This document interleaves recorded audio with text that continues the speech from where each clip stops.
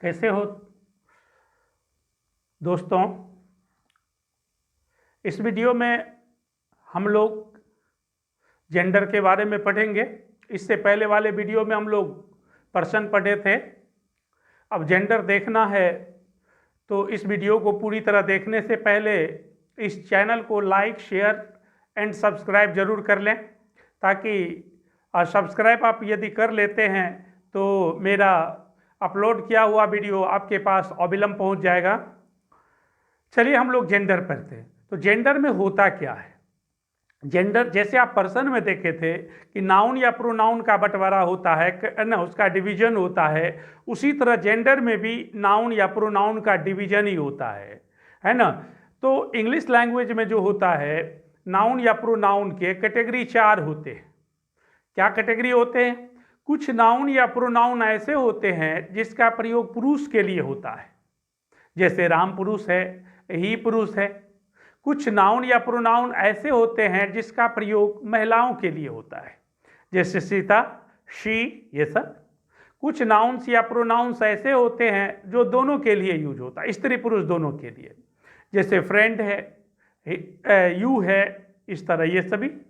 कुछ ऐसे नाउन्स या प्रोनाउंस होते हैं जिसका प्रयोग किसी के लिए नहीं होता, ना तो स्त्री के लिए ना पुरुष के लिए, जैसे ईट का प्रयोग है ना, किसी इंसेक्ट का नाम, ये सब ना तो स्त्री होता है ना पुरुष होता है।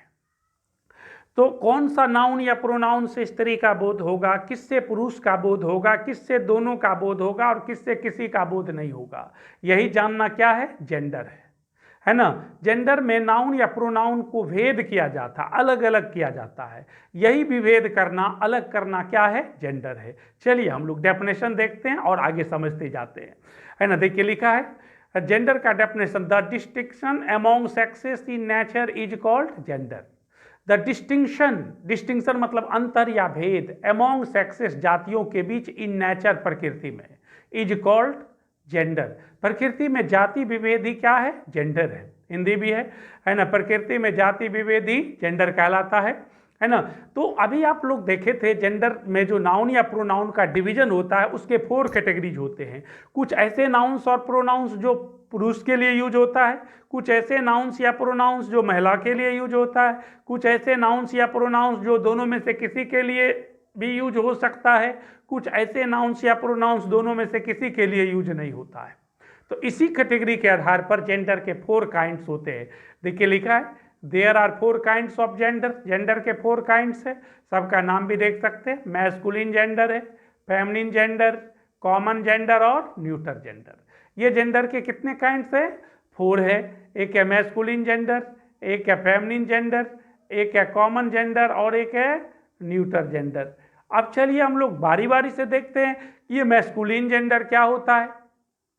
इसके अंतर्गत वैसे नाउन या प्रोनाउन आते हैं जिसका प्रयोग पुरुषों के लिए होता है ना। जैसे ही उस वर्ड का यूज करते तो लगता है ये पुरुष का होगा, है ना। जैसे आप कहते राम तो पुरुष हो गया, ही पुरुष हो गया, उसी तरह है ना। देखिए लिखा है मैस्कुलिन जेंडर का डेफिनेशन है द नाउन और प्रोनाउन, वैसे नाउन या प्रोनाउन डैट शोज, जो दिखाता है ए मेल सेक्स, पुरुष जाति को, is called the masculine gender. वैसा नाउन या प्रोनाउन जो पुरुष जाति को दिखाए वह मैस्कुलिन जेंडर होता है ना। हिंदी भी है, जिस नाउन या प्रोनाउन से पुरुष जाति का बोध हो उसे, है ना, मैस्कुलिन जेंडर कहते हैं। जैसे बॉय, लड़का, पुरुष का नाम, पुरुष के लिए प्रयोग होता है, मैस्कुलिन जेंडर है। फादर पुरुष के लिए प्रयोग होता, मैस्कुलिन जेंडर है। अंकल पुरुष के लिए प्रयोग होता, मैस्कुलिन जेंडर है। ब्रदर पुरुष के लिए प्रयोग होता, मैस्कुलिन जेंडर है। सन पुरुष के लिए प्रयोग होता है।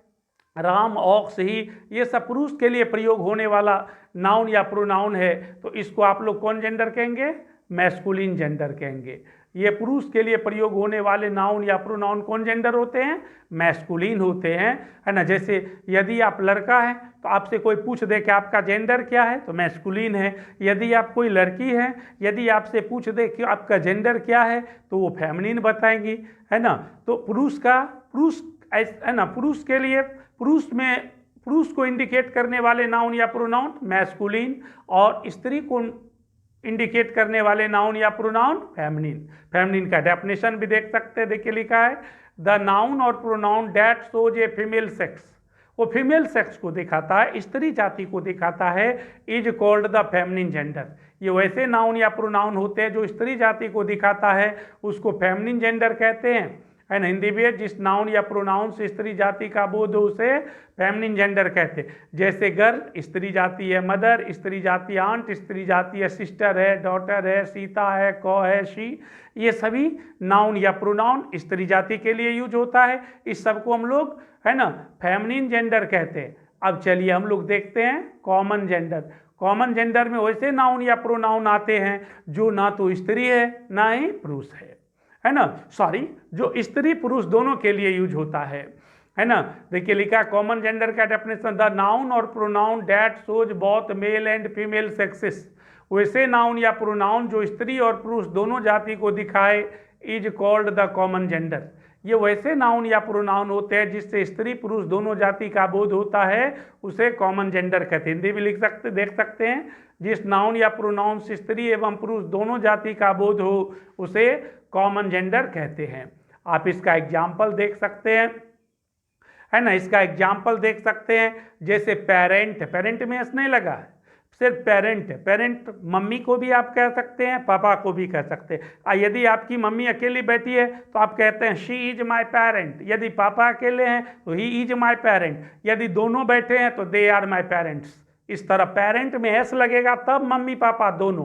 पेरेंट यदि अकेले है तो वह मम्मी भी है, पापा भी है। यहाँ देखिए सिबलिंग, आप अपने भाई को भी सिबलिंग कह सकते हैं, बहन को भी सिबलिंग कह सकते हैं। कजन, अपने चचेरी बहन को भी कजन कह सकते हैं, भाई को भी कजन कह सकते हैं। स्पाउज, पति को भी स्पाउज कहा जा सकता है, पत्नी को भी स्पाउज कहा जा सकता है। गार्जियन, कहना कोई गार्जियन पुरुष भी हो सकते हैं, महिला भी हो सकती है। स्टूडेंट, पुरुष भी स्टूडेंट होता है, महिला भी होती है। पढ़ाने वाले पुरुष भी टीचर होते हैं, पढ़ाने वाली महिला भी टीचर होती है। इलाज करने वाले पुरुष भी डॉक्टर होते हैं, इलाज करने वाली महिला भी डॉक्टर होती है। पुरुष भी अपने लिए आई का प्रयोग करते हैं, महिला भी आई का प्रयोग करती है। वी, यू, दे, ये सबका प्रयोग स्त्री पुरुष दोनों के लिए होता है, इसलिए हम लोग इसे कॉमन जेंडर कहते हैं, है ना। ये ऐसे नाउन या प्रोनाउन है जो स्त्री पुरुष दोनों के लिए यूज होता है, इसलिए इसको हम लोग कौन जेंडर कहते हैं, कॉमन जेंडर। अब अगला देखिए न्यूटर जेंडर, है ना। ये वैसे नाउन या प्रोनाउन होते हैं जो ना तो स्त्री है ना पुरुष है। देखिए लिखा है द नाउन और pronoun that shows neither a male nor a female sex is called the neuter gender, है ना। जिससे ना तो स्त्री का बोध हो ना पुरुष का बोध हो उसे न्यूटर जेंडर कहते हैं, है ना। ना तो स्त्री जाति का, हिंदी भी देख सकते हैं, जिस नाउन या प्रोनाउन से ना तो स्त्री जाति का बोध हो ना पुरुष का, उसे क्या कहते हैं, न्यूटर जेंडर। जैसे इंसेक्ट, इंसेक्ट मतलब होता है कीड़े मकोड़े।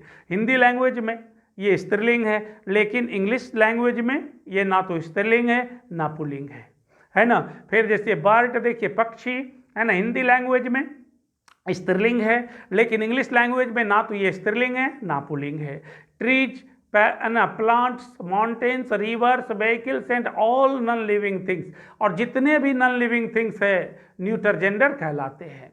जितने भी नॉन लिविंग थिंग्स है न्यूटर जेंडर कहलाते हैं, है ना। बुक है, पेन है ना, सभी न्यूटर जेंडर होता। हाउस है, ये सभी न्यूटर जेंडर होता है। इस प्रकार ये जेंडर का डेफिनेशन, है ना, आपने देखा। ये नाउन या प्रोनाउन का डिवीजन है जाति के आधार पर, स्त्री पुरुष और स्त्री जाति, पुरुष जाति, और है ना, स्त्री जाति पुरुष जाति, और ऐसे जो दोनों जाति को दिखाता हो, और एक ऐसे जो किसी को नहीं दिखाता हो, इसको हम लोग क्या कहते हैं, है ना, जेंडर कहते हैं। जेंडर 4 प्रकार के, मैस्कुलिन, फेमिनिन, कॉमन और न्यूटर। मैस्कुलिन पुरुष को दिखाता है, जैसे राम है, श्याम है, गोपाल है, ही है, ये पुरुष जाति को दिखाता, मैस्कुलिन हो गया। फेमिनिन महिला जाति को, जैसे राधा है, सीता है, मदर है, सिस्टर है, ये स्त्री जाति है, ये सभी फेमिनिन जेंडर है। कॉमन जो दोनों को दिखाता है ना, फ्रेंड है, डॉक्टर है, टीचर है, स्टूडेंट, ये दोनों के लिए है। न्यूटर जो कोई दोनों में से किसी को नहीं दिखाता है ना, यह न्यूटर जेंडर कहलाता है। इस प्रकार यह जेंडर ओवर हो गया। आपको कैसा लगा, है ना, एकदम यदि अच्छी लगी हो ये वीडियो तो आप एकदम सब्सक्राइब कर लें, लाइक और शेयर जरूर करें, अधिक से अधिक लोगों तक पहुंचाएं ताकि सबको फायदा मिल सके, है ना। वीडियो देखने के लिए आपका बहुत बहुत धन्यवाद।